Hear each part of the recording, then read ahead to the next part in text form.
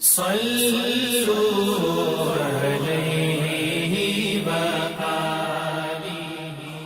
بخاری حدیث نمبر 331۔ حضرت عائشہ رضی اللہ تعالی عنہا فرماتی ہیں کہ نبی کریم صلی اللہ علیہ وسلم نے فرمایا کہ جب حیض کا زمانہ آئے تو نماز چھوڑ دے، اور جب یہ زمانہ گزر جائے تو خون کو دھو اور نماز پڑھ۔ صحیح بخاری حدیث نمبر 332۔ سمرہ بنت جندب سے روایت ہے کہ ایک عورت ام کعب زچگی میں مر گئی تو حضور صلی اللہ علیہ وسلم نے ان کی نماز جنازہ پڑھی۔ اس وقت آپ ان کے جسم کے وسط میں کھڑے ہوئے۔ صحیح بخاری حدیث نمبر 333۔ عبداللہ بن شداد نے کہا کہ میں نے اپنی خالہ میمونہ رضی اللہ تعالی عنہا سے، جو نبی کریم صلی اللہ علیہ وسلم کی زوجہ مطہرہ تھیں، سنا کہ میں حائضہ ہوتی تو نماز نہیں پڑھتی تھی، اور یہ کہ آپ رسول اللہ صلی اللہ علیہ وسلم کے گھر میں نماز پڑھنے کی جگہ کے قریب لیٹی ہوتی تھیں، اور یہ کہ آپ رسول اللہ صلی اللہ علیہ وسلم کے گھر میں نماز پڑھنے کی جگہ کے قریب لیٹی ہوتی تھیں۔ آپ نماز اپنی چٹائی پر پڑھتے، جب آپ سجدہ کرتے تو آپ کے کپڑے کا کوئی حصہ مجھ سے لگ جاتا تھا۔ صحیح بخاری حدیث نمبر 334۔ حضرت عائشہ رضی اللہ تعالی عنہا نے بتلایا کہ ہم رسول اللہ صلی اللہ علیہ وسلم کے ساتھ بعض سفر غزوہ بنو المصطلق میں تھے۔ جب ہم مقام بیدا یا ذات الجیش پر پہنچے تو میرا ایک ہار کھو گیا۔ رسول اللہ صلی اللہ علیہ وسلم اس کی تلاش میں وہیں ٹھہر گئے، اور لوگ بھی آپ کے ساتھ ٹھہر گئے، لیکن وہاں پانی کہیں قریب میں نہ تھا۔ لوگ حضرت ابو بکر صدیق رضی اللہ تعالیٰ عنہ کے پاس آئے اور کہا، حضرت عائشہ رضی اللہ تعالیٰ عنہ نے کیا کام کیا کہ رسول اللہ صلی اللہ علیہ وسلم اور تمام لوگوں کو ٹھہرا دیا ہے، اور پانی بھی کہیں قریب میں نہیں ہے، اور نہ لوگوں ہی کے ساتھ ہے۔ پھر ابو بکر صدیق رضی اللہ تعالیٰ عنہ تشریف لائے۔ رسول اللہ صلی اللہ علیہ وسلم اپنا سر مبارک میری ران پر رکھے ہوئے سو رہے تھے۔ فرمانے لگے کہ تم نے رسول اللہ صلی اللہ علیہ وسلم اور تمام لوگوں کو روک لیا، حالانکہ قریب میں کہیں پانی بھی نہیں ہے اور نہ لوگوں کے پاس ہے۔ حضرت عائشہ رضی اللہ تعالی عنہ کہتی ہیں کہ والد ماجد رضی اللہ تعالی عنہ مجھ پر خفا ہوئے، اور اللہ نے جو چاہا انہوں نے مجھے کہا، اور اپنے ہاتھ سے میری کوکھ میں کچوکے لگائے۔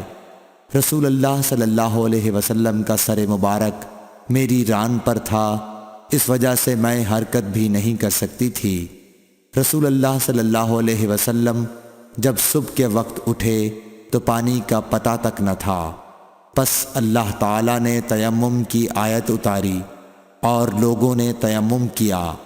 اس پر اسید بن حذیر رضی اللہ تعالی عنہ نے کہا کہ اے آل ابی بکر، یہ تمہاری کوئی پہلی برکت نہیں ہے۔ عائشہ رضی اللہ تعالی عنہ نے فرمایا، پھر ہم نے اس اونٹ کو ہٹایا جس پر میں سوار تھی تو ہار اسی کے نیچے مل گیا۔ صحیح بخاری حدیث نمبر 335۔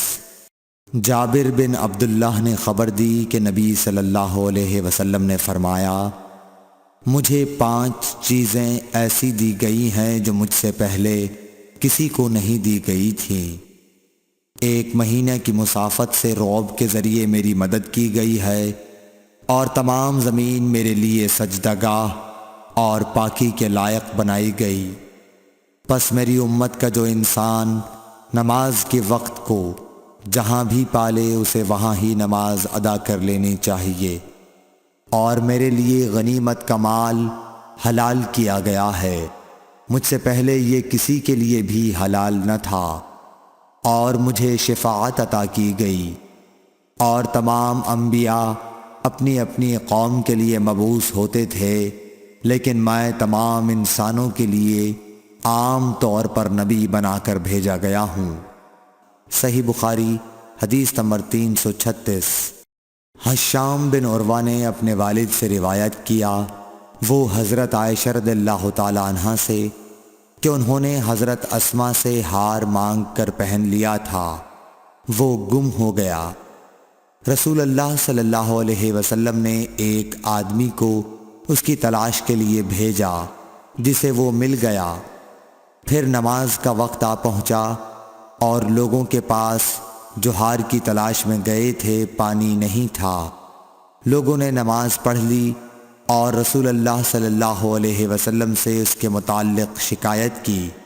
پس خداوند تعالی نے تیمم کی آیت اتاری، جسے سن کر اسید بن حضیر نے حضرت عائشہ رضی اللہ تعالی عنہا سے کہا، آپ کو اللہ بہترین بدلہ دے، واللہ جب بھی آپ کے ساتھ کوئی ایسی بات پیش آئی جس سے آپ کو تکلیف ہوئی تو اللہ تعالیٰ نے آپ کے لیے اور تمام مسلمانوں کے لیے اس میں خیر پیدا فرما دی۔ صحیح بخاری حدیث نمبر 337۔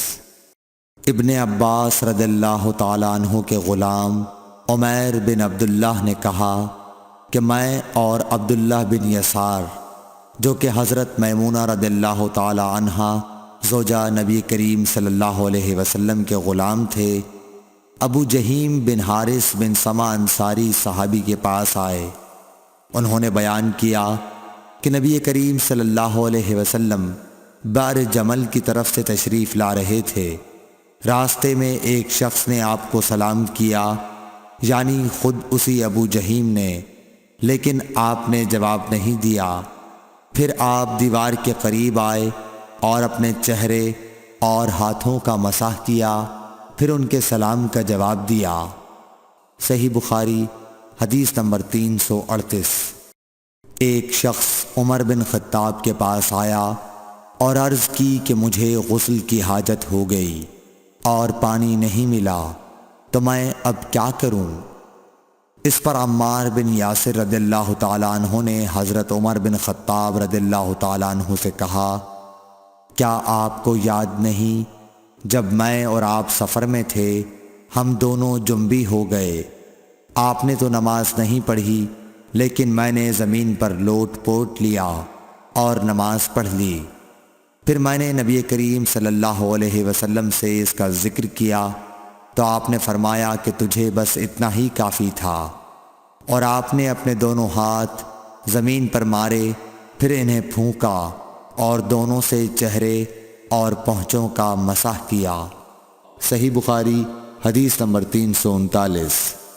عمار بن یاسر نے یہ واقعہ بیان کیا جو پہلے گزر چکا، اور شعبہ نے اپنے ہاتھوں کو زمین پر مارا، پھر انہیں اپنے منہ کے قریب کر لیا اور پھونکا، پھر ان سے اپنے چہرے اور پونچھوں کا مسح کیا۔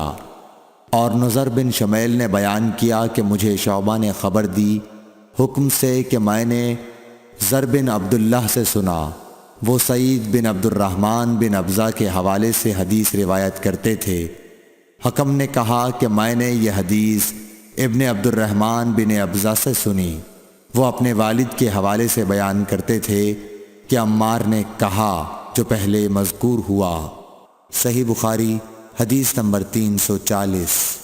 ابن عبد الرحمن بن ابزہ سے روایت ہے، وہ اپنے والد سے، کہ وہ حضرت عمر رضی اللہ تعالیٰ عنہ کی خدمت میں حاضر تھے، اور حضرت عمار رضی اللہ تعالیٰ عنہ نے ان سے کہا کہ ہم ایک لشکر میں گئے ہوئے تھے، پس ہم دونوں جنبی ہو گئے، اور اس میں ہے کہ بجائے نفخہ فیہما کے انہوں نے تفل فیہما کہا۔ Thanks for watching. Don't forget to like, comment, share and subscribe to